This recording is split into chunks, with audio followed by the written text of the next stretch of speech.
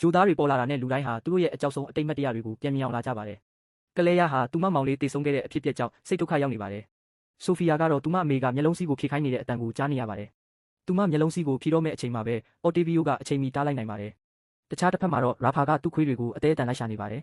။ခွေးတွေကိုရှာမတွေ့တဲ့အခါသူဟာစိတ်တက်ကြပြီးမျက်လုံးစီးကိုဖြီကဂျိုသားတွေကိုတိုက်ရိုက်ကြည့်လိုက်ပါတယ်။ချက်ချင်းဆိုသလိုစိတ်ကိုမထိန်နိုင်တော့ပဲကားမှန်နဲ့သူ့ကောင်းကိုရိုက်ပြီးကိုတက်တည်လိုက်ပါတယ်။ကလဲရကတော့သူမမောင်လေးရဲ့အမတ်တရားတွေထဲမှာပိတ်မိနေပြီးစိတ်ပိုင်းဆိုင်ရာနှိပ်စက်မှုကိုခံစားနေရပါတယ်။အော်တေဗီယိုကသူမကိုသတိပြန်ဝင်လာအောင်လုပ်ပြီးလူတိုင်းဘေးကင်းရာကိုရွှေ့ဖို့ကြိုးစားပါတယ်။အဲ့ဒီအချိန်မှာရောဘတ်တိုကရာဖာကိုလိုက်ရှာပေမဲ့ဂျိုသားတွေရဲ့ထိန်းချုပ်မှုကိုခံထားရတဲ့ခွေးတစ်ကောင်ရဲ့အကိုက်ကိုခံလိုက်ရပါတယ်။သူ့လက်မောင်းကနေသွေးတွေအများကြီးထွက်လာပါတယ်။အော်တေဗီယိုကလူတိုင်းကိုဘေးကင်းတဲ့နေရာကိုလာဖို့လှမ်းခေါ်ပါတယ်။သူကရာဖာကိုအော်ခေါ်ပေမဲ့ရှာမတွေ့ပါဘူး။ကလဲရကရာဖာတေးပြီးဖြစ်ကြောင်းနာကျင်စွာပြောပြပါတယ်။ဒါကိုကြားတော့အော်တေဗီယိုဟာစိတ်နှလုံးကြေကွဲသွားပါတယ်။အတွင်းဘက်မှာတော့အစ်စပယ်ကရောဘတ်တိုရဲ့ဒဏ်ရာကိုဆေးထည့်ပေးနေပါတယ်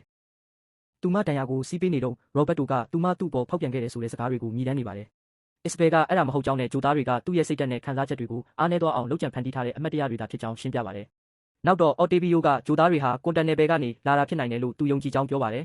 ။ဂျိုသားတွေဟာလူတွေရဲ့အနက်ရှိုင်းဆုံးကြောက်ရွံ့မှုတွေအပေါ်မူတည်ပြီးသူတို့ရဲ့ရုပ်သွင်ကိုပြောင်းလဲကလူတွေကိုထိန်းချုပ်တာဖြစ်နိုင်တယ်လို့သူကယူဆပါတယ်။ကလဲရကသူမမောင်လေးအကြောင်းကိုဖွင့်ပြောပါတယ်။သူမဟာစိတ်ကျန်းမာရေးဆရာဝန်တစ်ယောက်ဖြစ်ပေမဲ့စိတ်ကြယောဂခံစားနေရတဲ့သူမမောင်လေးကိုမကူညီနိုင်ခဲ့တဲ့အတွက်နှောင့်တရနေတာပါ